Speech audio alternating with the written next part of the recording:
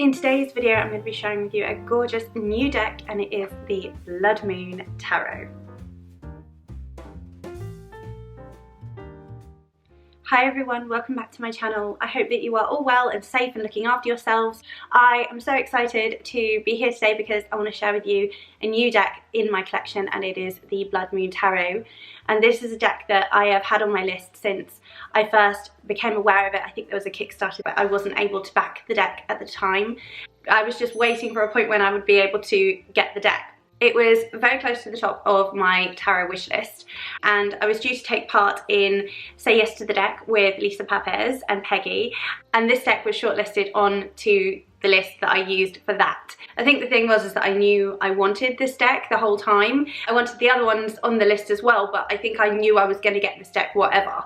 So it actually really wasn't that difficult, but there was quite a lot of interesting deep diving that I had to do with Lisa and with Peggy, and it was so fun and so interesting. And so I will link that video in the description box because it was so fun to take part in that and get to meet them in real time, face to face on video. And they're such a lovely pair and so much fun. And they were really helpful, actually, helping me to realise, you know, what I really wanted out of the deck and that this was the deck. However, there was a bit of a difficulty in actually getting the deck because whilst I had almost ordered it several times, I knew that I could have it shipped internationally. As soon as we finished Say Yes to the Deck and I knew this was my deck, I went to go and order it, and unfortunately there was no option for international shipping. So I reached out to the creator and I received an email in response saying that the creator was no longer shipping overseas or worldwide, just within certain places, I think just the US and Canada. So I was absolutely devastated. So I emailed back and I asked if it would be possible, if there was any way that they would consider selling me the deck, because I was just so desperate for it. But they did say no, and they said it might be available again at some point in 2022. So then when I told Lisa very kindly offered to purchase the deck for me and to ship it out for me, and so we worked out what the shipping would be, and Lisa was so supportive and helpful and just so generous with her time and energy to get this deck to me. Lisa really went above and beyond the episode Say Yes to the Deck for me in this course. So I'm so grateful to Lisa, because I actually wouldn't have this in my hands right now if it wasn't for Lisa and Peggy helping me out there. So grateful to them, and I am absolutely thrilled with this deck. So what I will do is walk through the deck in a minute and show you each individual card, but first let me just tell you a little bit about the Blood Moon Tarot. So on the side it says turn your eye to the moon. On the back it says the Blood Moon Tarot is a fully illustrated 78 card deck by Sam Guai. I think that's how you pronounce the creator's name. Each image is lush with details from the artist's personal mythologies. The minor arcana is expressed through the unique suits, dreams, songs, skins, and honey, while the major arcana presents as a series of enchanting dreamlike visions. The art really in this is just so spectacular. So this is a little piece of art from the deck, and it's the artist's card there. So the box is really beautiful quality. It does come with a little postcard as well, just some of the art, and the website is bloodmoontarot.com, and I will link that as well below. Apologies that of course it won't be shipping internationally at the moment, but I was told that it potentially will be later on this year. So these are the cards, this gilding, these are the beautiful backs. And I will save the gorgeousness of the cards for the flip through in a minute, but let me just read this to you. So, thank you, dearest friends, family, patrons and backers who generously supported the creation of this dream project. The Blood Moon Tarot suits correspond to the traditional suits as follows. So dreams are swords or air, songs are cups or water, skins are wands or fire, and honey is pentacles or earth. For more on the meanings of the cards, you can download a free guide or purchase a copy of the art and guidebook at bloodmoontarot.com. So I downloaded a free guidebook, and that is on my phone. It is a beautiful guidebook, and I really wish I could get it printed, so I might look into that. Or when international shipping is available again, I might order the art and guidebook from the website itself. I think that might be the easiest way to go, and then just work with the digital guidebook until that point. So enough with the rambling. I'm going to show you the cards now, so I hope that you enjoy.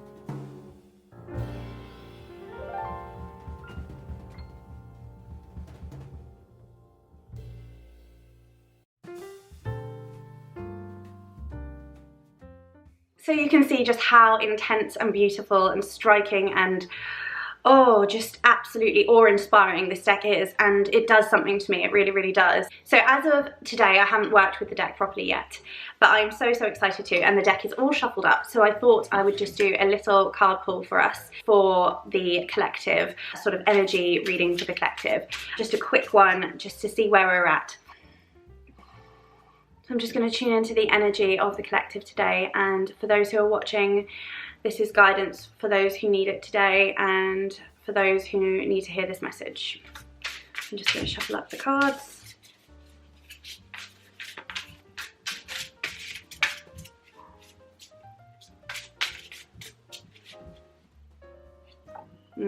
So the card that popped out is the Hierophant, which absolutely feels so appropriate at the moment. And this is a really interesting depiction. So it looks like, it's like a really dystopian kind of image where you have these various different periods brought together. It looks like period costume mixed with some really futuristic headpiece here.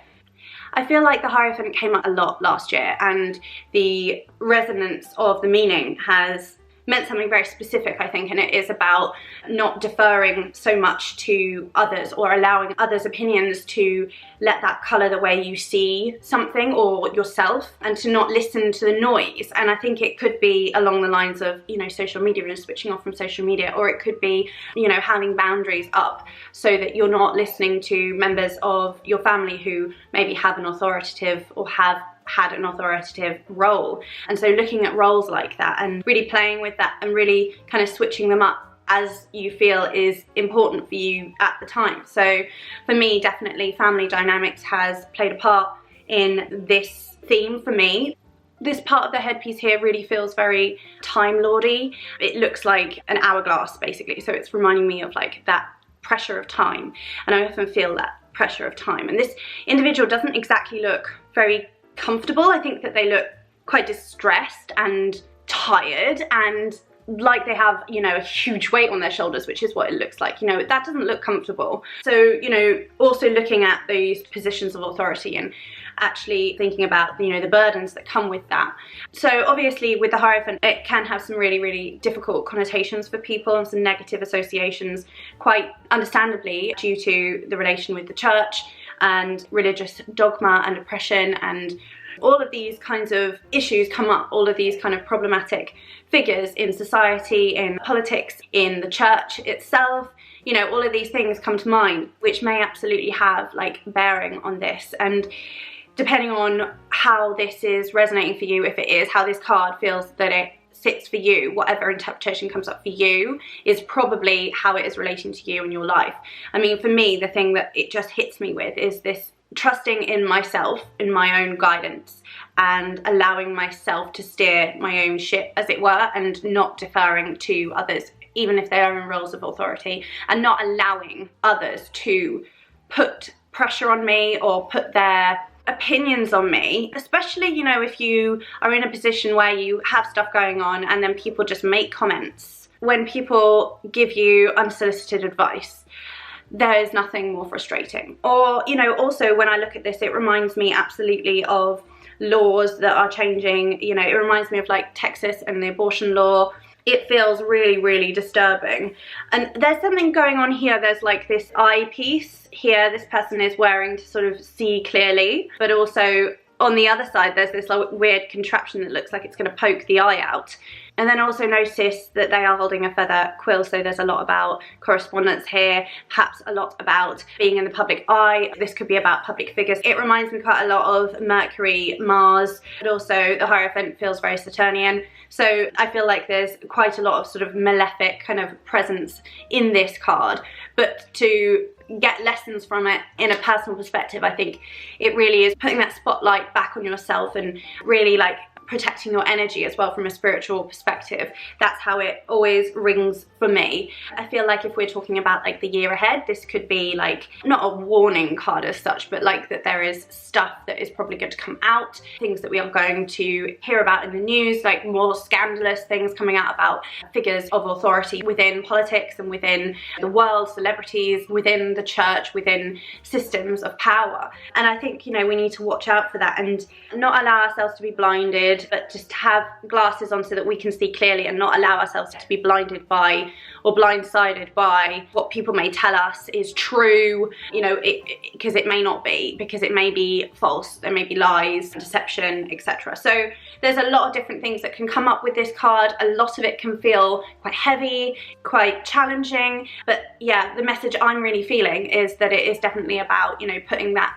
back onto yourself, like shining a light back onto yourself, looking in the mirror and allowing yourself to be that guide for you. So you're not looking to these other people, you're not looking to a clergyman or a priest or a pastor to connect you with source, you know, because you can connect yourself with source energy, divine, your higher self, however you refer to that sort of life force energy. And I do think about Reiki as well, because about a month ago I took my Usui Holy Fire Reiki 1 course and got my certificate, and I really felt like all of a sudden it was like a knowing that all this stuff I'd known before, but I was actually finally sort of opening my eyes and opening my third eye and actually allowing that to assimilate within the cells of my body. And so not only was the energy moving through me, and I was allowing myself to be a channel of this Reiki energy of light and love and healing, and I was moving through all these traumas and things, but I was actually accepting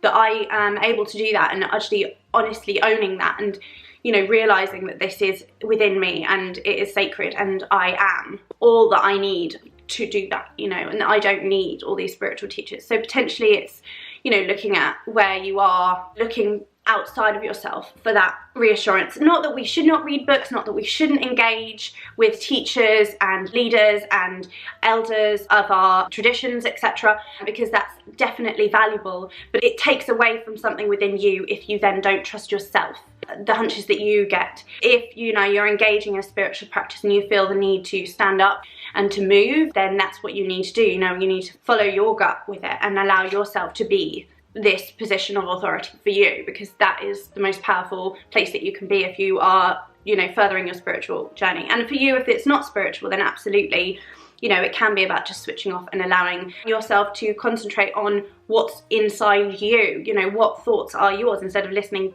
to other people's content and consuming other people's ideas.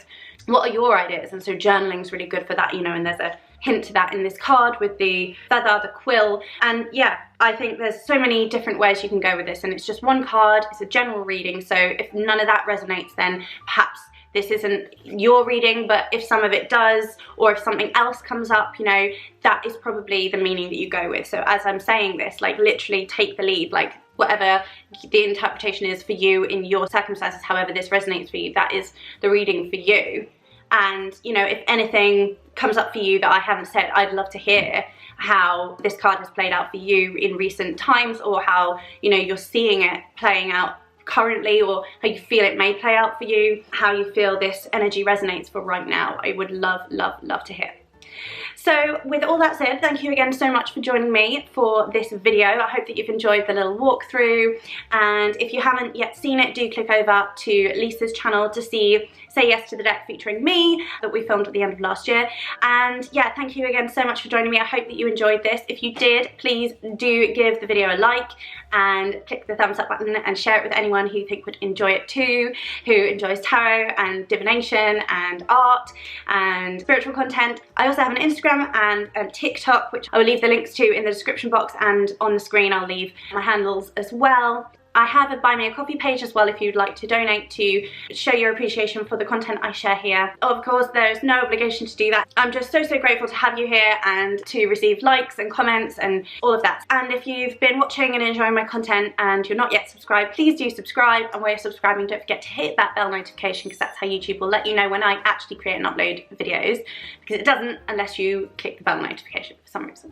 Anyway, so thank you again so much for joining me. I hope you've enjoyed seeing the walkthrough of this beautiful deck. and I look forward to seeing you in another video really soon. Take care of yourselves, look after yourselves, stay well and safe, and I'll see you again soon. Bye. Mwah.